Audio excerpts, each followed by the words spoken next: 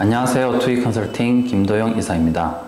이번 시간에는 제1강 웹 애플리케이션 구성 및 원리라는 주제로 웹 애플리케이션의 구성과 동작 방식에 대해 알아보는 시간을 갖도록 하겠습니다.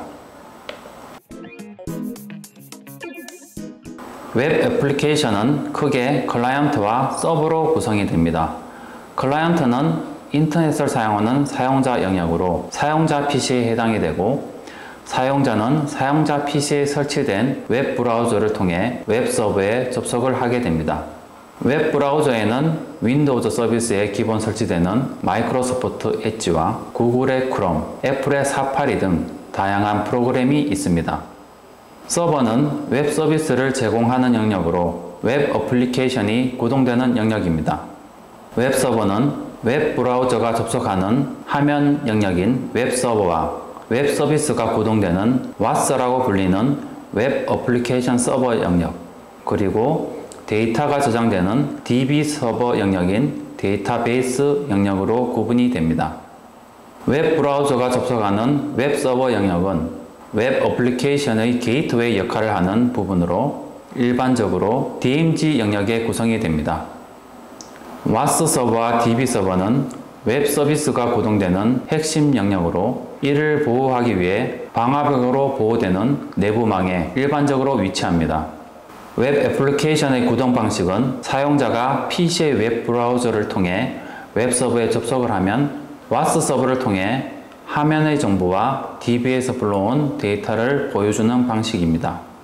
이를 클라이언트 서버 통신 방식이라고 하며, 우리가 이용하는 일반적인 웹 서비스는 이러한 원리로 구동이 된다고 볼 수 있습니다. 웹 애플리케이션 구조에 대해 알아보겠습니다. 웹 애플리케이션은 프레젠테이션, 애플리케이션, 데이터의 3단계 계층 구조로 되어 있습니다. 첫 번째 프레젠테이션 계층은 유저가 브라우저 등을 이용해 직접적으로 접속하는 계층으로 웹 서버와 유저 인터페이스 요소들이 이 영역에 포함이 됩니다. 앞서 설명한 웹 애플리케이션 구성에서 웹 서버가 이에 해당이 됩니다. 두 번째는 애플리케이션 계층입니다. 비즈니스 계층, 비즈니스 로직 또는 도메인 로직이라고 불리며 유저의 요청을 브라우저로부터 받아서 처리하는 계층입니다. WAS 서버가 이 계층에 해당이 되며 데이터 접근을 위한 경로를 규격화하는 등의 과정이 적용이 됩니다. 마지막으로 데이터 계층입니다. 애플리케이션의 데이터를 저장하고 관리하는 계층입니다. 애플리케이션 계층과 밀접한 연관을 가지고 있으며 DB 서버가 이에 해당이 됩니다. 클라이언트 서버 모델은 웹 애플리케이션의 기본 구조입니다. 사용자의 요청은 서버로 전달이 되고 처리된 결과가 다시 클라이언트로 반환되는 원리라고 할 수 있겠습니다.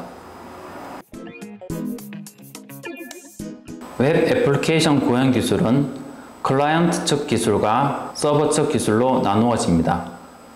우선 클라이언트 측에 적용된 기술에 대해 살펴보자면, 클라이언트 측에서 적용되는 기술에는 웹 브라우저, 사용자 인터페이스, HTML, CSS, 자바스크립트 등의 프로그래밍 언어 등이 있습니다. 웹 브라우저는 서버로부터 받은 HTML 코드를 해석하고 화면에 표시하며 사용자 입력을 처리하고 서버와 통신하는 기능을 합니다. MS 엣지, 구글 크롬 등이 여기에 해당이 됩니다. 또한 웹 브라우저는 홈, 메뉴, 버튼 등 사용자와 상호작용하는 사용자 인터페이스를 제공하는 역할을 합니다. HTML은 하이퍼텍스트 마크업 언어로서 웹 브라우저 화면에 표시되는 형식을 담당하고 있으며, CSS는 캐스케이딩 스타일 시트로 마크업 언어인 HTML이 실제 표시되는 디자인을 정의하는 역할을 하고 있습니다. 자바스크립트는 스크립트 언어로서 웹 브라우저 내 웹페이지가 동적으로 동작하는 것을 담당합니다. 이렇듯 클라이언트에서는 웹페이지를 보여주기 위해 이러한 다양한 기술 요소들이 유기적으로 결합하여 동작하게 됩니다. 다음은 서버 측 기술입니다. 서버 측 기술은 1장에서 설명했다시피 웹서버, 와스서버, DB서버로 구성이 됩니다. 웹서버는 클라이언트의 요청을 처리하고 정적 파일을 제공하는 서버로서 아파치, 엔진X 기술 등이 이에 해당이 됩니다. 와스서버는 비즈니스 로직을 실행하고 동적 콘텐츠를 생성하는 서버로서 자바, 파이썬, PHP 등의 기술이 적용이 됩니다. DB서버는 웹 서비스의 모든 데이터를 저장하고 관리되는 서버로 MySQL, MongoDB, 오라클 등이 이에 해당이 됩니다. 서버 측 기술은 사용자에는 보여지지 않지만 애플리케이션이 실제 실행되는 핵심 기능을 담당하고 있습니다. 웹 애플리케이션의 동작 원리를 세부적으로 정리해보면 사용자 PC의 웹 브라우저인 엣지, 크롬, 사파리 등을 통해 HTTP URL을 호출하면 DNS를 통해 IP 정보를 가지고 오고 해당 IP 정보의 웹서버로 접근하여 HTML을 요청합니다. 아파치 IIS로 구성된 웹서버는 JSP, PHP, ASP 등으로 구현된 와스서버에서 웹페이지 화면 구성에 필요한 애플리케이션을 호출하여 보여주고 와스서버는 화면에 필요한 데이터 정보를 DB서버에서 호출하여 웹서버로 전달합니다. 이렇게 조합된 HTML 파일을 웹서버를 통해 사용자 PC의 웹브라우저로 응답하는 형태로 동작을 하게 됩니다. 웹 애플리케이션 통신 과정에 대해 좀 더 세부적으로 살펴보겠습니다. 첫 번째로 사용자가 웹 브라우저에 URL 주소를 입력하여 호출을 하게 되면 URL 주소를 DNS 서버로 요청하게 되고 DNS 서버는 이를 IP 주소로 반환시켜 줍니다. 두 번째로 웹 브라우저는 DNS에서 반환해준 IP 정보를 기반으로 해당 웹 서버에 HTTP, TCP80 포트 또는 HTTPS 443 포트로 연결을 요청합니다. 이때 클라이언트와 서버의 모든 통신은 웹 서버를 통해 이루어집니다. 세 번째로 웹 브라우저가 웹 서버와 연결을 맺으면 웹사이트의 웹페이지 정보를 요청하기 시작합니다. 네 번째로 웹 서버는 웹 브라우저로부터 요청받은 웹페이지 정보를 리디렉션 또는 HTML 형태로 응답을 합니다. 다섯 번째로 웹 브라우저는 서버로부터 응답받은 HTML에 대해 코드 해석을 시작하고 메모리에 해당 페이지의 내부 표현인 DOM, 도큐먼트 오브젝트 모델을 구성합니다. 여섯 번째로 웹 브라우저가 추가로 필요한 리소스인 CSS, 자바스크립트, 이미지 등을 웹서버에 요청을 합니다. 일곱 번째로 웹서버는 웹 브라우저에서 요청한 리소스를 와스에서 끌어와 웹 브라우저에 전달하고 웹 브라우저는 수신한 리소스를 통해 화면의 페이지를 그리기 시작합니다.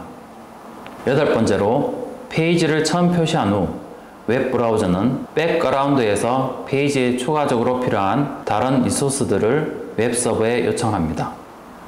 아홉 번째로 리소스들이 웹 브라우저에 완전히 로드되면 브라우저는 로딩을 멈추고 자바스크립트 코드에서 페이지가 다른 동작을 수행할 준비가 되었다는 온로드 이벤트를 발생시킵니다.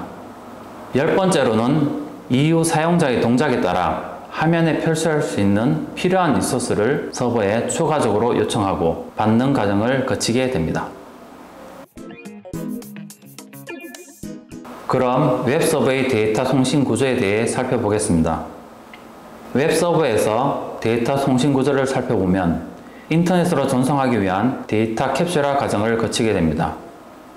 웹서버의 애플리케이션은 웹 서비스를 제공하기 위해 웹페이지라는 데이터를 만들고 화면과 같이 응용 계층에서부터 네트워크 인터페이스 계층까지 필요한 정보를 헤더에 추가하여 넘겨주게 됩니다. 마지막으로 이더넷 헤더를 추가한 이더넷 프레임은 전기 신호로 변환이 되어 전송 수단인 네트워크를 통해 인터넷으로 내보내게 됩니다. 세부적으로 정리해보면 웹서버에서 생성된 HTML 파일을 클라이언트 웹 브라우저에서 해석 가능한 HTTP 하이퍼텍스트 트랜스퍼 프로토콜로 감싸서 HTTP 메시지로 만들고 이것을 통신 포트를 정의하는 TCP 트랜스미션 컨트롤 프로토콜 전송 제어 프로토콜로 감싸서 TCP 세그먼트를 만듭니다. 또다시 이것을 인터넷 프로토콜인 IP로 다시 감싸서 IP 패킷으로 만들어 전달 위치를 지정하고 이를 네트워크 장비에 실기 위해 이더넷으로 감싸고 이더넷 프레임으로 만듭니다. 이렇게 캡슐화된 데이터를 네트워크를 통해 전송하면 인터넷망을 통해 목적지까지 보내지는 원리입니다. 전체적으로 다시 정리해보면 HTTP 메시지 데이터를 TCP 세그먼트로 감싼 후 IP 패킷으로 감싸고 마지막에 이더넷 프레임으로 감싸는 캡슐화 과정을 거쳐 인터넷망으로 보내는 원리입니다. 그럼 웹 브라우저의 데이터 수신 구조에 대해 살펴보겠습니다. 웹 데이터 수신은 웹 브라우저에서 하게 됩니다. 웹 서버에서 보내준 데이터를 읽기 위해 클라이언트 사용자 PC에서는 역캡슐화 과정을 거치게 됩니다. 인터넷을 통해 사용자 PC에 도착한 이더넷 프레임은 네트워크 인터페이스 계층에서 디지털 데이터로 변환이 됩니다. 이 데이터는 다시 상위 계층을 거치면서 헤더가 순차적으로 제거되고 최종 응용 계층에서 HTTP 헤더를 읽고 웹 브라우저에서 웹페이지를 보여주게 됩니다. 전체적으로 다시 정리해보면 수신한 데이터의 이더넷 프레임을 풀고 IP 패킷을 풀고 TCP 세그먼트를 푸는 역캡슐화 과정을 거쳐 HTTP 메시지를 웹 브라우저에 전달하는 과정을 거치게 됩니다. 이러한 과정을 통해 웹 브라우저에서 웹 서버에서 보내주는 데이터를 표현할 수 있게 됩니다. 지금까지 웹 애플리케이션 구성 및 원리에 대해 알아보았습니다. 제2강에서는 OWASP 탑 10을 통해 웹 애플리케이션의 대표적인 취약점에 대해 알아보는 시간을 갖도록 하겠습니다. 감사합니다.